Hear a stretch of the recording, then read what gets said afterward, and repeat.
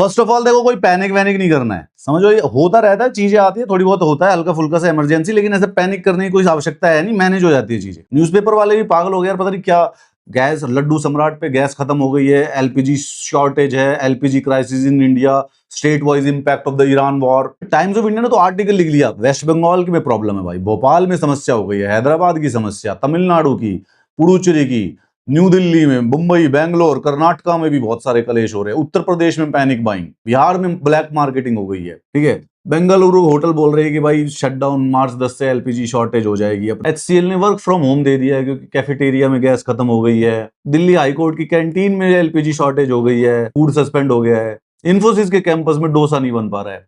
थोड़ी तो समस्या लग रही है, हाउएवर इन चीजों पे पैनिक मत कीजिए, क्योंकि जितना ज्यादा इससे पैनिक करते हैं समस्या और ज्यादा बढ़ जाती है। ये पैराडॉक्स होता है, किसी चीज की शॉर्टेज है, आदमी पैनिक में इतनी सारी चीजें होल्ड करने लग जाता है कि जो शॉर्टेज है वो बेसिकली 20 गुना मल्टीप्लाई हो जाती है। देखो, थोड़ी सी समस्या है एक्चुअली में, हमारे देश में पूरे साल में 31 मिलियन टन की जो एलपीजी वो यूज होती है। 87% तो हम घर में अपने सिलेंडरों में यूज कर लेते हैं, और ये 13% होटलों वोटलों में, रेस्टोरेंट्स में 13% कमर्शियल वो होती है।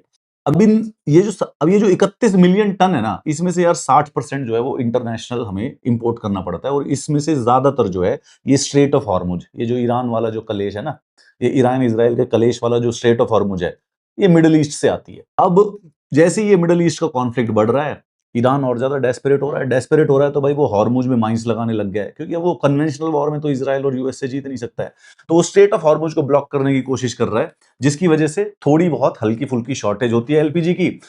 रूमर और ज्यादा फैल जाते हैं, लोग रश करते हैं और ज्यादा उसको बुक कराने के लिए। वेस्ट बंगाल में जनरली 1 लाख बुकिंग हुआ करती थी, इमीडिएटली रातों रात 2 लाख बुकिंग आ गई उनके पास, मतलब कि अब सबके सब भाग रहे हैं उसको होर्ड करने के लिए।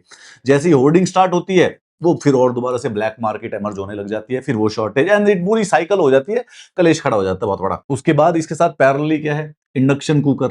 दिल्ली में, गुड़गांव में इंडक्शन कुकर ब्लैक में बिकने लग रहे हैं। फ्लिपकार्ट पे इंडक्शन और अमेजोन पे इंडक्शन जो कुकर है वो आसानी से डिलीवरी नहीं मिल रही है, कहीं 15-15, 20-20 दिन की डिलीवरी हो गई है। एज ए फ्रेंड बता रहा हूँ, देखो दोस्तों, जीवन में ऐसी समस्याएं आती रहती हैं, बहुत ज्यादा लंबी चलने वाली समस्याएं नहीं है। हल्की सी हम्बल सी रिक्वेस्ट है, घर वाले भी पैनिक वैनिक कर रहे होंगे, पैनिक बाइंग मत करो, पैनिक होर्डिंग मत करो, पैनिक बुकिंग मत करो एलपीजी की। ज्यादा से ज्यादा 4-5 दिन का मैटर रहता है, ये सुधर जाता है। अगर हम सबके सब पेशेंस से काम करेंगे तो शायद बच जाएंगे। और ज्यादा टेंशन मतलब जिसकी छूट गई ना, अगर प्रॉब्लम आनी होगी तो फिर इतनी लंबी आएगी, जो ये होल्डर हैं ये भी नहीं बच पाएंगे। टाइम टू रिलैक्स वाला मैटर है ये।